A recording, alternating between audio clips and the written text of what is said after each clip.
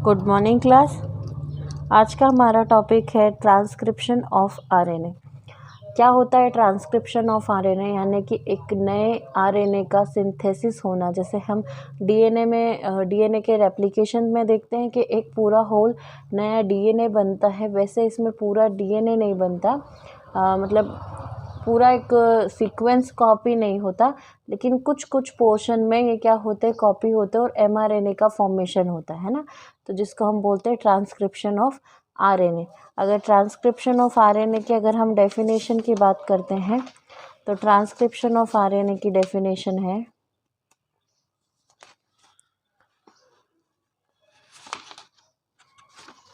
देखो transcription of RNA की definition क्या है कि cellular process in which RNA is synthesised using DNA as a template known as transcription. यानी कि जो ट्रांसक्रिप्शन वो प्रोसेस है जिसके अंदर क्या होता है, आरएनए का सिंथेसाइज्ड होता है, जो डीएनए का स्ट्रैंड होता है उसको कैसे टेम्पलेट स्ट्रैंड के इस्तेमाल करके डीएनए को एज ए टेम्पलेट मतलब कि एक सिस्टम लेकर के कि उसकी हेल्प से है ना, क्या करते हैं, जो आरएनए का सिंथेसिस होता है उसको हम कहते हैं ट्रांसक्रिप्शन।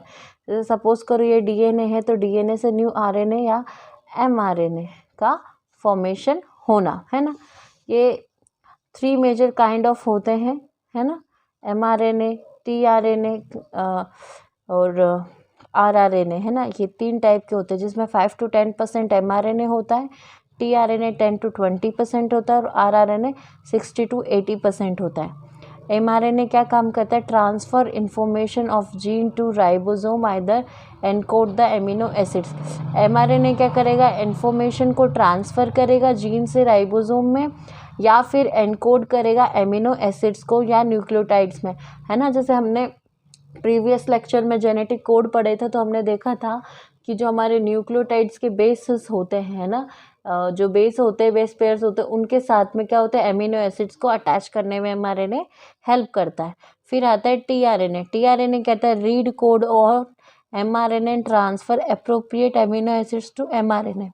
यानी कि टीआरएनए क्या काम करता है, रीड करता है उन कोड्स को जो एमआरएनए में प्रेजेंट है और फिर क्या करेगा, ट्रांसफ़र करेगा एप्रोप्रिएट एमिनो एसिड्स को।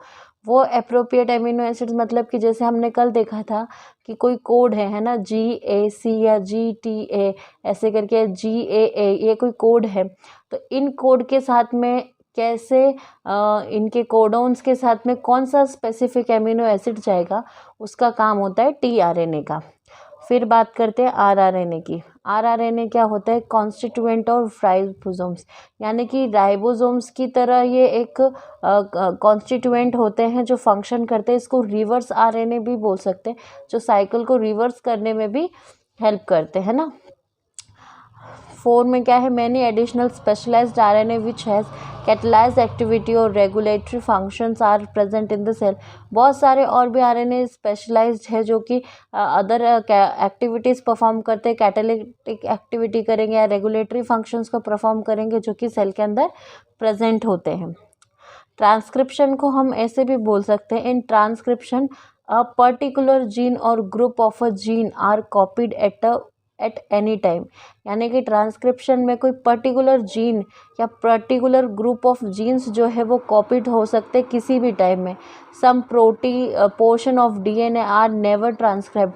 कुछ पोर्शन ऐसे होते हैं डीएनए के जो कभी ट्रांसक्राइब्ड नहीं होते, लेकिन मोस्ट ऑफ द जीन और ग्रुप्स उनका क्या होता है, ट्रांसक्राइब्ड होता है। अब हम देख लेते हैं जीन क्या होते हैं। Gene is a segment of DNA that code for a type of protein or for RNA and may present on any strand of DNA contain many genes।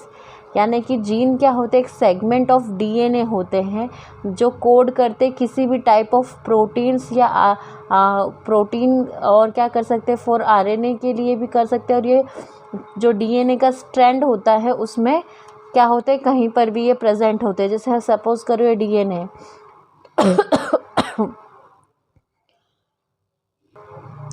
5 helix to 3 helix 3 to 5। तो ये जो helix आप देख रहे हो कि DNA आपका क्या होता है, ये डीएनए ये होता है डबल स्टैंडर्ड, है ना। तो डबल स्टैंडर्ड होता है तो इसमें ये जीन्स हो गए, है ना। तो ये कहीं भी प्रेजेंट हो सकते हैं ना, ग्रुप ऑफ जीन्स। अब आगे हम थोड़ा सा उसके बारे में देख लेते हैं।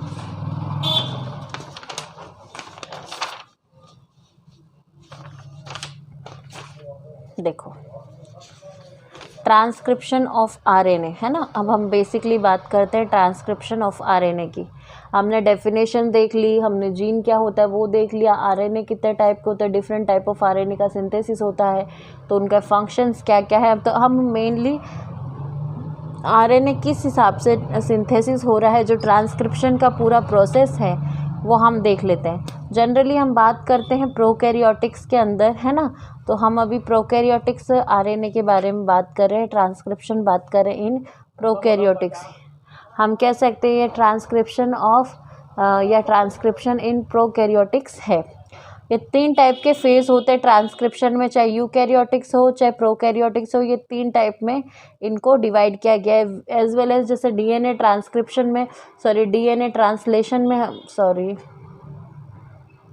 हम देखते हैं जब डीएनए रेप्लिकेशन का प्रोसेस होता है तो उसमें डीएनए क्या होता है, इनिशिएशन होता है, एलोंगेशन होता है, टर्मिनेशन, ये तीनों प्रोसेस सेम रेप्लिकेशन के टाइम में भी होती है। तो डीएनए का ट्रांसक्रिप्शन, डीएनए का ट्रांसलेशन, ये सब उसमें स्टडी आ जाता है। तो ट्रांसक्रिप्शन हो चाहे ट्रांसलेशन हो, आइदर क्या हो आपका वो हो रेप्लिकेशन हो, तो उनमें क्या होता है, इनिशिएशन, एलोंगेशन और टर्मिनेशन का मेनली स्टेजेस तो आती ही आती है। तो 3 phases of transcription, initiation, elongation and termination.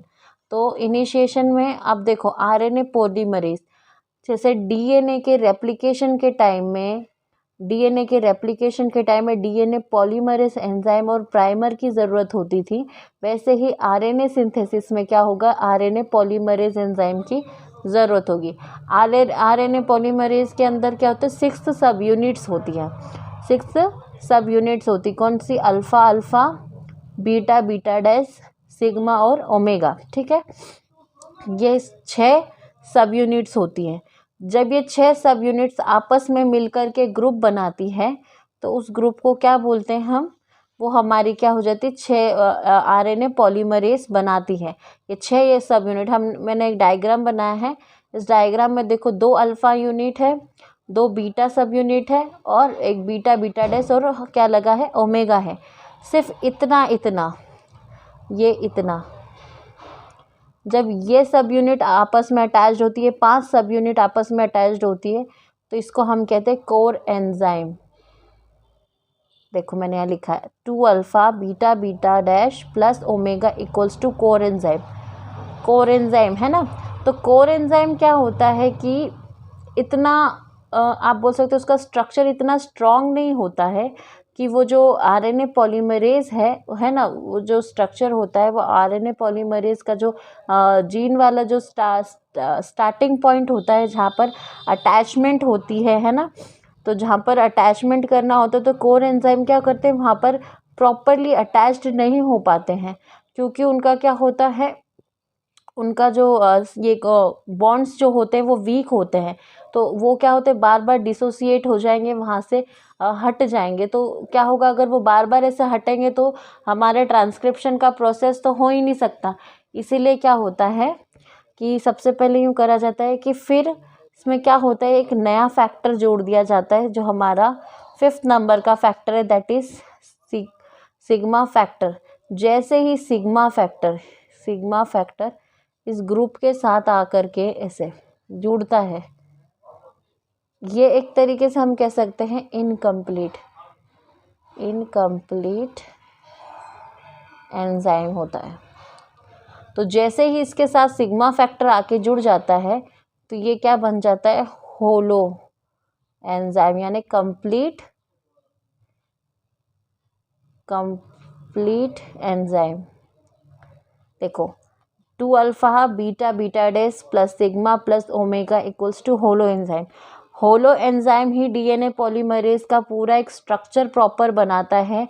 Sigma factor की वजह से क्या होता है, वो उसमें जाकर के प्रॉपरली अटैच्ड हो जाता है और वहाँ से वो डिसोसिएट नहीं हो पाता, तब जाकर के क्या होता है, डीएनए के स्ट्रैंड पे जाकर के क्या होता है, स्टार्टिंग वाले पॉइंट पे जहाँ पर पे ट्रांसक्रिप्शन स्टार्ट होना है ना, तो उस वाले वहाँ पर स्टार्टिंग पॉइंट पे जिसको हम बोल सकते हैं प्रमोटर के साथ अटैच्ड हो जाते हैं ना, उस साइड को हम कह सकते हैं प्रमोटर। जहाँ से ट्रांसक्रिप्शन स्टार्ट होना होता है उसको हम कह सकते हैं प्रमोटर। प्रमोटर के साथ में कोर एंजाइम इतने अच्छे से बाइंडिंग नहीं कर पाते, जिसकी वजह से क्या होता है कि वो वापस से बॉन्ड बना लेगा, कौन सा हाइड्रोजन बॉन्ड वापस से अटैच्ड हो जाएंगे और हमारा प्रोसेस कंप्लीट नहीं हो पाएगा, स्टार्ट ही नहीं हो पाएगा।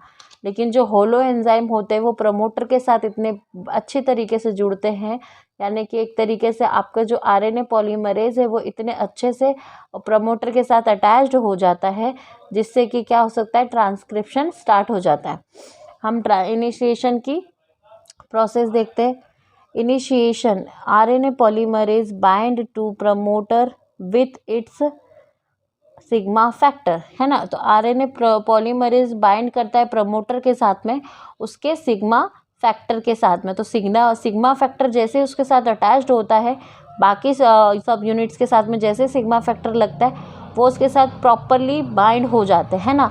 तो जो प्रमोटर्स होते हैं वो 10 सीक्वेंस और 35 सीक्वेंस मेनली माने जाते हैं, है ना। तो इसमें प्रमोटर्स हो सकते हैं -10 सीक्वेंस और -35 सीक्वेंस। देखो जैसे सपोज करो ये डीएनए का एक स्ट्रैंड है, सिंपल एक स्ट्रैंड है। आपको समझाने के लिए मैं बताती हूँ।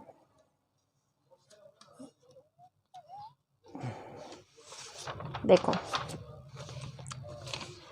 जैसे ये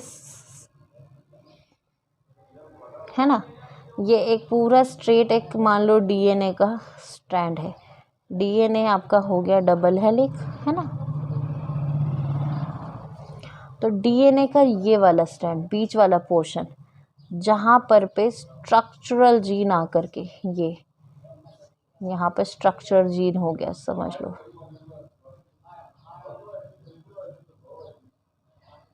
ठीक है, तो जहाँ स्ट्रक्चरल जीन आता है तो ये होती है प्रमोटर साइड, मोटर। यहाँ पर होता है न्यूट्रल यानी कि 0, लेकिन इधर वाला क्या होता है प्लस। ये हो सकता है डाउन स्ट्रीम, और जो इधर वाला होता है वो माइनस का होता है, वो होता है अप स्ट्रीम। तो क्या होता है कि इधर तो स्ट्रक्चरल जीन है ही, तो यहाँ पर जो प्रमोटर्स होते हैं वो इधर साइड जुड़ते हैं।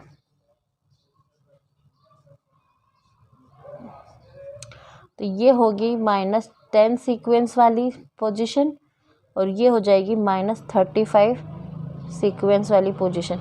वैसे यहाँ पर 1 2 3 4 करके ऐसे -1 -2 -3 -4 ऐसे चलती रहेगी। तो इनके साथ में ये पोजीशन जो चल रही है ना, तो ये -10 और -35 मेन मानी जाती है। वो क्यों मानी जाती है मैं आपको एक्सप्लेन करती हूँ। देखो पहले यहाँ थोड़ा समझ लो कि डाउन स्ट्रीम वाली जो होगी वो प्लस होगी और अपस्ट्रीम वाली जो होगी वो माइनस होगी। यहाँ पर स्ट्रक्चरल जीन आ जाता है क्योंकि स्टार्टिंग पॉइंट होता है, इधर प्रमोटर्स होते हैं और इधर आगे जा कर के जो डाउन स्ट्रीम वाला साइड है वहाँ टर्मिनेशन वाला पॉइंट आ जाता है। जब हम क्या होते हैं कि यहाँ जो प्रमोटर्स होते हैं वहाँ पे नंबरिंग ऑफ न्यूक्लियोटाइड्स की जाती है, यानी न्यूक्लियोटाइड्स की जो नंबरिंग है वो माइनस में की जाती है और जो इधर वाले साइड है उधर प्लस में की जाती है न्यूक्लियोटाइड्स की नंबरिंग। जैसे कॉम्प्लीमेंट्री जो न्यूक्लियोटाइड्स आकर के जब अटैच्ड होते हैं रेप्लिकेशन और ट्रांसक्रिप्शन के टाइम पे, है ना, तो उस टाइम पे जो कॉम्प्लीमेंट्री सीक्वेंसेस अटैच्ड होंगे तो वो प्रमोटर के इस साइड होंगे तो वो माइनस वाले होंगे और इधर इस साइड वाले में होंगे जब जीन और इनके इसमें अटैच्ड होंगे तो वो प्लस साइड के हो जाएंगे। देखो एक और चीज़ यहाँ समझने की है, जो प्रमोटर में -10 सीक्वेंस होता है उसमें जो सीक्वेंस बना हुआ होता है न्यूक्लियोटाइड्स का TAT ये और -35 पे TTGACA, जो ये दोनों सीक्वेंस है ये हर किसी में सेम होंगे। जितने भी प्रोकैरियोटिक्स होते हैं सब में ये दो जो न्यूक्लियोटाइड्स होते हैं जो 10 सीक्वेंस और -35 सीक्वेंस पर होंगे ये सेम ही होंगे, ये कभी चेंज नहीं होंगे। इसीलिए ये दो सीक्वेंसेस को मेनली स्पेसिफाई किया जाता है, क्योंकि ये दोनों सबसे मान लो इम्पॉर्टेंट प्रोमोटर्स होते हैं जहाँ पर इनके सीक्वेंसेस कभी चेंज नहीं होते। हम आगे बात करते हैं, जो हमने अभी तक समझा है हम उसी को बताते हैं। और एक और चीज़ होती है, जो आपका -35 सीक्वेंस होता है वहाँ पर सिग्मा फैक्टर आता है, यानी कि आरएनए पॉलीमरेज, जो आरएनए पॉलीमरेज है वो इतना बड़ा होगा, जो आरएनए पॉलीमरेज है वो इतना बड़ा होगा कि 35 से भी आगे यानी 60 to 70 तक सीक्वेंस जो होते हैं उन सबको पूरा एक साथ में कवर अप करता है आपका आरएनए पॉलीमरेज, जो उसका सब यूनिट है। तो जो सिग्मा फैक्टर आता है ना, तो सिग्मा फैक्टर का अटैचमेंट कहाँ होता है, 35 सीक्वेंस पर होता है। तो सिग्मा सब यूनिट रिकॉग्नाइज्ड -35 सीक्वेंस है ना, तो 35 सीक्वेंस पर सिग्मा क्या होता है, रिकॉग्नाइज हो जाता है। When sigma subunit binds to RNA polymerase, then RNA polymerase cannot dissociated from the promoter। जैसा मैंने पहले बताया कि कोर एंजाइम जो होता है वो वीक होता है बॉन्ड्स में, तो जब वो वीक होता है उन बॉन्ड्स में, तो तब जब उसके साथ क्या होता है, जैसे ही वो इनकम्प्लीट एंजाइम हो गया, जैसे ही उसके साथ में सिग्मा फैक्टर आके अटैच्ड होगा तो एक कंप्लीट एंजाइम बन जाता है और उसका क्या होता है, उसके बॉन्ड्स स्ट्रॉन्ग हो जाते हैं और वो क्या करते हैं, आरएनए पॉलीमरेज के साथ में अच्छे से अटैच्ड हो जाता है और क्या करता है, प्रमोटर के साथ अटैच्ड होता है ना, तो वो आसानी से उसको निकाल नहीं सकते। ठीक है, फिर नेक्स्ट पॉइंट है RNA polymerase covers 60 base pair. RNA polymerase covers 60 base pair approx of the promoter including -10 और -35 सीक्वेंस। जैसे मैंने बोला कि जो RNA polymerase है वो जब कवर करता है, प्रमोट आके अटैच्ड होता है और वो जब वो कवर अप करता है तो वो क्या होता है कि 60 बेस पेयर्स जो हैं सीक्वेंसेस के, उन 60 को आकर के उसमें पूरा अटैच्ड होता है और जो 35 है उस पर कौन सा आकर के अटैच्ड होगा, सिग्मा सब यूनिट वाला आके अटैच्ड होगा। During initiation double हेलिक of DNA start dissociation from -10 sequence. जो -10 सीक्वेंस है वहाँ से क्या होगा, इनिशिएशन स्टार्ट होता है। तो जब इनिशिएशन स्टार्ट होगा तो जो डबल हेलिक ऑफ डीएनए है वहाँ से क्या होगा, डिसोसिएटिंग होना स्टार्ट होगा, कहाँ से, 10 से। यानी कि ये जो 10 नंबर वाला सीक्वेंस है -10, तो इसके बाद में यहाँ इधर साइड से क्या होगा, ये क्या होगा, ओपन हो जाएगा। तो डीएनए जैसे डबल हेलिक होने की वजह से ऐसा स्ट्रैंड बनाता है ना, तो वो ऐसा ओपन हो जाएगा ताकि आरएनए पॉलीमरेज का सिंथेसिस हो सके, वो एक ओपन टाइप ऑफ स्ट्रक्चर बना लेगा। ओपन प्रमोटर कॉम्प्लेक्स यानी कि ओपन प्रमोटर कॉम्प्लेक्स यानी कि ओपन प्रमोटर कॉम्प्लेक्सेस यहाँ पर जुड़ेंगे जिससे कि जो डीएनए है वो ओपन हो जाएगा। सिग्मा फैक्टर डिसोसिएटेड, जैसे ही देखो इस एग्जाम्पल में देखा, जैसे ही आपका डीएनए ओपन हो जाता है ना, तो जैसे ही ये ओपन हो रहा है और ट्रांसक्रिप्शन स्टार्ट होता है तो जो सिग्मा फैक्टर है ना वो क्या होता है, ये डिसोसिएट होकर के यहाँ पर से हट जाता है। two nucleotides bind to DNA and first phosphodiester bond is formed। दो न्यूक्लियोटाइड्स बाइंड होते हैं डीएनए के साथ में और पहला जो फॉस्फोडाइस्टर बॉन्ड होता है वो यहाँ पर बनता है। ठीक है, फिर जैसे ही फॉस्फोडाइस्टर बॉन्ड फॉर्म्ड होते हैं तो उसके बाद में क्या होता है, इनिशिएशन वाली प्रोसेस ख़त्म हो जाती है और इलॉन्गेशन वाली प्रोसेस स्टार्ट हो जाती है ना। तो इनिशिएशन में हमने क्या देखा था कि इनिशिएशन के अंदर क्या होता है, सबसे पहले जो 10 नंबर का सीक्वेंसेस है वहाँ से ओपन प्रोमोटर कॉम्प्लेक्सेस ओपन होते हैं, यानी डीएनए को क्या करते, ओपन करेंगे, फिर उसके साथ में आरएनए पॉलीमरेज वहाँ अटैच्ड होगा।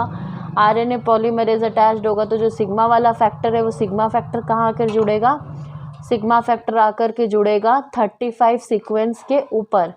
35 सीक्वेंस के ऊपर आकर के जुड़ने के बाद में दो न्यूक्लियोटाइड्स के साथ बाइंड्स विद टू डीएनए और क्या फॉर्म करेंगे, फॉस्फोडाइस्टर बॉन्ड्स को फॉर्म करेंगे और उसके बाद में इनिशिएशन वाली प्रोसेस ख़त्म हो जाएगी और इलॉन्गेशन वाली प्रोसेस स्टार्ट होगी। अब इलॉन्गेशन मतलब क्या होता है?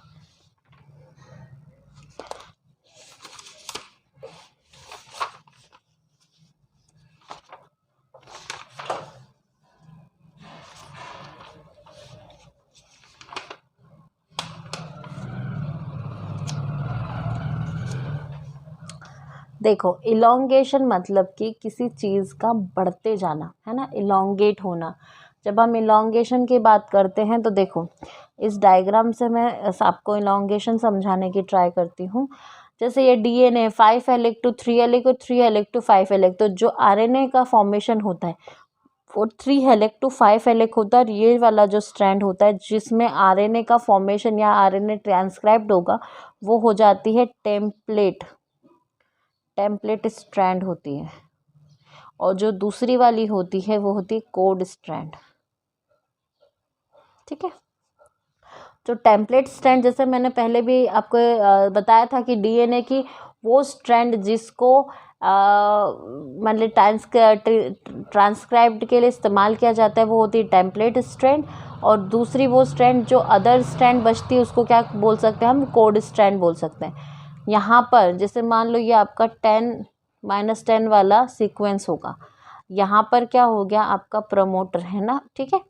तो यहाँ पर आरएनए आके पॉलीमरेज यहाँ अटैच्ड हुआ और इनके साथ में कॉम्प्लीमेंट्री क्या करने लगा, क्योंकि आरएनए जैसे कि डीएनए पॉलीमरेज 5 टाइम पे 5 to 3 स्ट्रैंड बनाता है ना। डॉटर सेल्स में भी हमने देखा कि 5 से 3 वाले में वो बनाता है। तो कहाँ अटैच्ड होता है डीएनए पॉलीमरेज, 5 प्राइम पर यहाँ अटैच्ड होता है। ऐसे ही इसके अंदर होगा 5 प्राइम पर आकर के आरएनए पॉलीमरेज अटैच्ड होगा और उसके कॉम्प्लीमेंट्री बेस पेयर्स को, न्यूक्लियोटाइड्स को अटैच करता चला जाएगा और क्या होगा, आरएनए का एमआरएनए का फॉर्मेशन होता जाएगा। लेकिन जैसे ही डीएनए क्या होता है इसमें कि डीएनए यहाँ से एकदम से ओपन हो जाता है ना, पर्टिकुलरली ओपन कर देते हैं इसको। तो ये ओपन जो होगा तो एक बबल टाइप ऑफ स्ट्रक्चर ये बना लेता है। और जैसे जैसे ये मतलब ट्रांसक्रिप्शन होता चला जाता है और आरएनए बनता जाता है, वैसे वैसे पीछे से वापस हाइड्रोजन बॉन्ड वापस बनने लगते हैं और ये कवर बंद होना स्टार्ट हो जाता है, बनना मतलब बंद होने लगता है। और आगे आगे क्या होता है, जैसे जैसे एमआरएनए बनता जाएगा उधर आगे आगे बबल बनते चले जाएंगे और पीछे पीछे क्या होगा, डीएनए वापस अपने नॉर्मल स्ट्रक्चर में आ जाएगा। देखो इसमें ये टेम्पलेट स्ट्रैंड हो गई, ये कोड स्ट्रैंड हो गई, है ना। तो ये जैसे एमआरएनए चेन ग्रो हो रही है, आगे बढ़ती चली जा रही है, अपने कोड से कॉम्प्लीमेंट्री न्यूक्लियोटाइड्स अटैच्ड होते जा रहे हैं, वैसे वैसे क्या हो रहा है, ये पीछे आता चला जा रहा है, ये बाहर रिमूव होता चला जा रहा है और ये वापस डीएनए हाइड्रोजन बॉन्ड बनाता जाता है और आगे की तरफ बबल टाइप ऑफ स्ट्रक्चर बनता चला जा रहा है ना। तो ये स्ट्रक्चर बनता है। डीएनए पॉलीमरेज और आरएनए पॉलीमरेज में ये अंतर होता है बेटा कि डीएनए पॉलीमरेज क्या करते हैं कि उनको प्राइमर की ज़रूरत होती है, जैसे आरएनए प्राइमर की ज़रूरत होती है जब एक स्ट्रैंड अपोजिट साइड पे चलती है तब। लेकिन इसके अंदर ऐसा नहीं होता। इसके अंदर क्या होता है कि आरएनए पॉलीमरेज ही सारे फंक्शन परफॉर्म कर लेता है इजीली, उसको किसी प्राइमर की ज़रूरत नहीं होती। तो देखो mRNA chain growing in 5 to 3 strand direction, है ना। तो ये जिस तरह बनती है वो 5 से 3 स्ट्रैंड की तरफ, हेलिक की तरफ में क्या होती है, ये उसकी डायरेक्शन में बनती है। RNA polymerase moves along DNA, तो आरएनए पॉलीमरेज क्या होता है, डीएनए की तरफ मूव करता चला जाता है और वो आगे जो बबल टाइप ऑफ स्ट्रक्चर है वो होता है, आगे चला जाता है। Melting and unbinding of DNA for providing template for RNA synthesis. Melting और अनबाइंडिंग होती है डीएनए की, क्योंकि टेम्पलेट चाहिए होता है। एक टेम्पलेट मतलब बोले तो एक सरफेस चाहिए होता है उसको बनने के लिए, तो टेम्पलेट देता है जब डीएनए आरएनए के सिंथेसिस के लिए, तो उसको हम बोल सकते हैं मेल्टिंग और अनबाइंडिंग ऑफ डीएनए। ठीक है, फिर आता है enzyme continuously added nucleotide to the third end until terminator come. Enzyme जो होते हैं वो कंटिन्यूसली न्यूक्लियोटाइड्स को अटैच करते चले जाते हैं, जबकि थर्ड एंड पर यहाँ पर थर्ड एंड पर जब तक कि क्या नहीं आ जाता, टर्मिनेटर साइड नहीं आ जाती, तब तक ये उसको क्या करते रहते हैं, कंटिन्यूसली बढ़ाते हैं, मतलब ट्रांसक्रिप्ट करते रहते हैं। सिंथेसिस ऑफ आरएनए कंटिन्यूसली चलता रहता है। फिर उसके बाद में आ जाती है टर्मिनेट साइड। तो टर्मिनेट साइड क्या होती है, टर्मिनेशन साइड क्या होती है, in fact terminator sequence is palindromic sequence. Palindromic sequence क्या होते हैं, वो सीक्वेंस जो कि स्टार्टिंग जहाँ से होते हैं वो भी सेम होते हैं और जो एंड होते हैं वहाँ पर भी। तो जो फोक टर्मिनेटेड सीक्वेंस होता है वो पैलिंड्रोमिक सीक्वेंसेस होते हैं, जिसके अंदर क्या होता है कि दोनों सीक्वेंस स्टार्टिंग और एंडिंग वाले सीक्वेंस सेम होते हैं। तो जब ये पहुँचते हैं तो वहाँ पर फाइंड आउट हो जाता है कि दोनों सीक्वेंसेस सेम हैं, यानी कि टर्मिनेशन पॉइंट आ चुका है। तो जो रो फैक्टर है वो डिस्टर्ब कर देता है किसको, जो बेस पेयरिंग होती है बिटवीन टेम्पलेट डीएनए की और एमआरएनए की जो चेन है उसकी। तो जैसे ये टेम्पलेट है ना, ये टेम्पलेट हो गई, ये टेम्पलेट हो गई और ये आरएनए जो बन रहा है वो। तो आगे जाकर जो रो फैक्टर होगा ना वो इसको क्या करेगा, इससे पूरा डिस्टर्ब करके बिल्कुल सिंगली रिमूव कर देगा। तो जो रिमूव करना होता है वेयर पैलिड्रोमिक टर्मिनेटर सीक्वेंस अराइव, जब पैलिड्रोमिक टर्मिनेटर सीक्वेंस आ जाता है तब क्या करेगा, रो फैक्टर आकर के यहाँ पर ये जो एमआरएनए, जो नया एमआरएनए बना है उसको इससे पूरा अलग कर देता है और डीएनए वापस उसके नॉर्मल फॉर्म में आ जाता है। तो हमने आज ट्रांसक्रिप्शन ऑफ आरएनए देख लिया है और समझ लिया है अच्छे से, है ना। ट्रांसक्रिप्शन ऑफ आरएनए में 6 सब यूनिट्स होती हैं। जब तक सिग्मा फैक्टर आके नहीं जुड़ता तब तक आपका जो आरएनए पॉलीमरेज होता है वो वीक होता है। सिग्मा फैक्टर के बिना जो सीक्वेंस बनता है, जो कोड बनता है उसको क्या होता है, कोर एंजाइम्स बोलते हैं, जो एंजाइम फॉर्मेशन होता है। और जब सिग्मा फैक्टर आके जुड़ जाता है तो उसको हम होलो एंजाइम बोलते हैं, है ना। 0 के बाद में प्रमोटर साइड होती -10 और -35 इंपॉर्टेंट होती है, क्योंकि उनके जो सीक्वेंसेस होते हैं वो कभी चेंज नहीं होते। स्टैंडर्ड जीन्स जहाँ पर स्टार्ट होता है वहीं से ट्रांसक्रिप्शन स्टार्ट होता है डीएनए के अंदर, है ना। ये एक बबल टाइप ऑफ स्ट्रक्चर बना लेते हैं, जैसे ही फॉस्फोडाइस्टर बॉन्ड फॉर्म्ड होते हैं डीएनए के उसमें, तो वैसे ही क्या होता है कि वो इलॉन्गेशन प्रोसेस वहाँ स्टार्ट हो जाती है और इनिशिएशन वहाँ ख़त्म हो जाती है।